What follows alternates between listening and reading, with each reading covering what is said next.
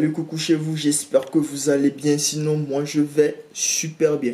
Alors, une fois encore, bonne arrivée sur notre formation, apprendre le MySQL. Alors, ceci c'est la deuxième vidéo que je vous propose dans cette formation et principalement je vais vous parler des utilisateurs, donc user en anglais. Donc, qu'est-ce que je vais séparer ce module en deux. Dans un premier temps, je vais vous parler de comment afficher les utilisateurs de votre base de données, comment créer des utilisateurs dans votre base de données et aussi comment supprimer des utilisateurs dans votre base de données. Et à la fin, je vais vous donner une petite idée sur comment la structure de la table utilisateur est installée, est déjà préinstallée dans votre base de données, dans votre base de données MySQL. Alors, restez scotché à la chaîne jusqu'à la fin de cette vidéo. Alors, vous ouvrez votre MySQL, votre console de MySQL et vous lancez, donc vous entrez votre mot de passe et puis bon, allez, vous avez cette interface de console que vous avez. Alors, dans un premier temps, comment vous affichez les utilisateurs que vous avez dans votre base de données? C'est tout simplement en utilisant cette requête, la requête select, ok, user. Donc, je vais vous expliquer ça tout de suite. MySQL.user. Donc, vous allez voir. Donc, select veut dire, bon, comme vous le savez, donc, afficher, non, sélectionner, bien. Donc, on sélectionne l'utilisateur, donc, l'attribut utilisateur de la table utilisateur de MySQL, donc, de la base de données MySQL. Donc, on va revenir un peu après sur cette requête select. Donc, vous avez maintenant la liste des utilisateurs qui sont déjà installés qui sont déjà créés dans votre base de données. Maintenant, comment vous pouvez créer de nouveaux utilisateurs pour votre base de données? Donc, c'est très simple. Donc, vous avez qu'à utiliser la commande create. Donc, vous allez utiliser cette commande, la commande create. Désolé. Create user. Donc, quand vous utilisez la commande create user, maintenant vous mettez quoi? Le account name. Le account name, c'est tout simplement une combinaison du username et du host name. Donc, le host name, c'est un peu le nom du serveur, en quelque sorte le nom du serveur. Et vous avez aussi le username qui est le nom de l'utilisateur que vous êtes en train de créer. Donc, ici, je suis en train de créer un utilisateur. Donc, je crée user. Donc, le username, c'est... Ici, je vais créer un utilisateur qu'on va appeler ici utilisateur test tuto et arrobase le nom du serveur. Donc ici, c'est un localhost. Donc tout ceci constitue le account name de votre utilisateur.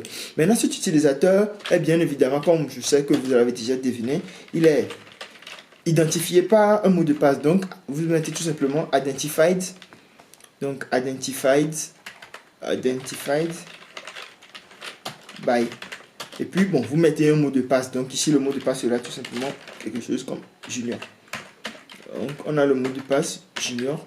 Maintenant, vous exécutez cette commande. Vous allez voir que ça, tout est bien passé. Donc, on a query OK.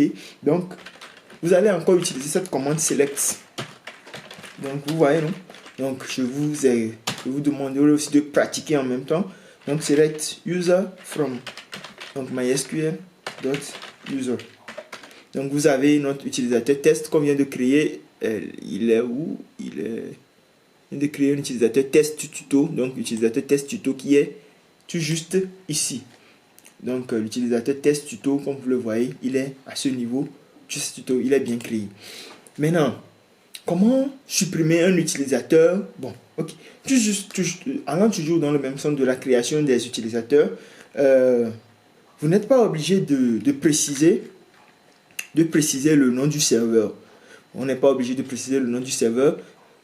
Par défaut, si on ne le fait pas, donc si on ne l'avait pas fait, on aurait eu quelque chose comme ceci.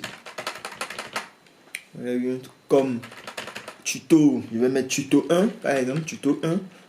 Et puis identify by junior. Donc si on ne le fait pas, ça veut dire que cet utilisateur peut se connecter à n'importe quel serveur de notre système au fait. Il peut se connecter à n'importe quel serveur de notre système. Donc on a create user, test, tuto 1. Et maintenant, bon, dans la création de cet utilisateur create user, il y a aussi ceci qu'on peut ajouter à votre, que vous pouvez ajouter à votre requête. Donc if not exists. If not exists. Tout simplement pour dire que si cet utilisateur n'existe pas, je vais le créer. Donc si ça existait avant, donc ça va donner une erreur. Donc on exécute cette query, on va voir que bon, c'est cette requête, on voit que c'est bien exécuté. Donc on va toujours encore utiliser notre commande select. Et on va voir que tuto 1 a été proprement créé. Quand bien même on a enlevé le nom du serveur. Donc cela veut tout simplement dire que quoi? Que le host name n'est pas obligatoire, sauf si vous voulez imposer, ok, le serveur le serveur auquel votre utilisateur va avoir. C'est si vous voulez l'imposer. Donc c'est dans ce cas que vous le mettez ici. Ok. Donc comme dit, donc ceci c'est la deuxième partie, comment créer un utilisateur dans votre base de données. Donc on a vu comment le créer et comment afficher les utilisateurs. Maintenant, comme dernier module, je vais vous parler un peu de comment supprimer un utilisateur dans votre base de données. Donc pour supprimer un utilisateur dans votre base de données, vous avez juste besoin de cette commande drop. Donc drop user, et puis vous mettez soit le account name ou soit le username. Donc ici on va mettre le account name. Donc le account name de qui? Donc on a l'utilisateur test tuto test tuto qu'on a créé par nous-mêmes. Donc on va supprimer l'utilisateur test tuto là. Donc test tuto. Donc drop user test tuto. Donc field for ok. Donc comme on le faisait, on avait précisé quoi? On avait précisé le serveur sur lequel cet utilisateur peut avoir accès. Donc ici on est bien obligé d'utiliser quoi? Le account name. Donc comme je vous l'avais dit, account name c'est username arrobas le nom de serveur. Donc vous voyez que maintenant quand on l'a changé, la requête a été bien exécutée. Et maintenant en utilisant maintenant notre commande select pour afficher, donc on va voir que on n'a plus test tuto dans cette base de données. On ne l'a plus.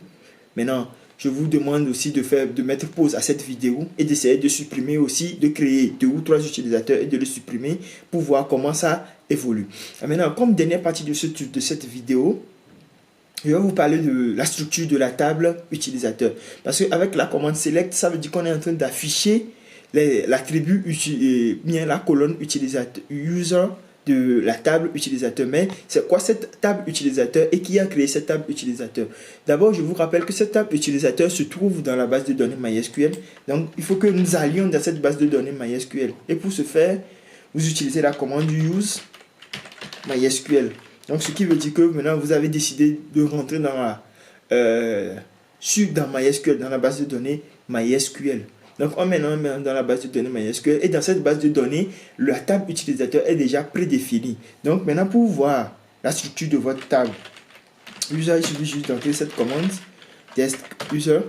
Et puis, vous voyez, donc, on a d'abord fields, on a type, on a key, on a le default et etc. Donc, le field, c'est tout simplement pour nous montrer les champs qu'on a dans notre table user. Donc, cette table, c'est cette table qu'on appelle la table user. Et tout ceci, tout ce qu'on a dans la colonne field constitue les attributs des éléments de cette table-là. Donc, vous allez voir qu'on a user, on a host, on a select et prive. Et tout ceci sont des attributs de cette table-là. Donc, pour pouvoir mieux vous expliquer un peu les choses, je vais essayer de sélectionner. Donc, select, je vous l'avais dit, on va revenir proprement sur la requête select. Donc, on va essayer de select 2 ou 3 attributs. Donc, comme vous voyez, il y a host et il y a username. Donc, on va sélectionner les deux là. On va voir les constituants de ces deux tables là, de ces deux colonnes. Donc, host, on va essayer host, sélectionner host, on va essayer bon, user avant host, user et aussi host. Donc, from select user from donc mysql.user. Donc vous allez voir qu'on a les utilisateurs avec le host, le serveur sur lequel ils ont été créés. Donc par exemple, AfroTest a été créé en localhost, Afro a été créé en localhost, tout ceci en localhost, mais ceux-ci, on n'avait pas précisé de host. Bon, comme si vous vous rappelez bien, sur test tuto 1, on n'avait pas précisé, donc on nous a mis un pourcentage ici. Donc ça veut dire que cet utilisateur peut avoir accès à n'importe quel serveur de notre base de genre cet utilisateur, l'utilisateur tuto 1, il peut avoir accès à n'importe quel host de notre base de données, à n'importe quel serveur de notre système. Alors, me voici à la fin de ce tutoriel. Donc, j'espère que vous avez très bien compris. Au cas où il y a des questions, n'hésitez pas à me les poser dans vos commentaires et je vais tout faire pour vous répondre. Merci d'avoir suivi jusqu'à la fin. Alors, restez toujours scotchés pour la prochaine vidéo. Merci et à la prochaine.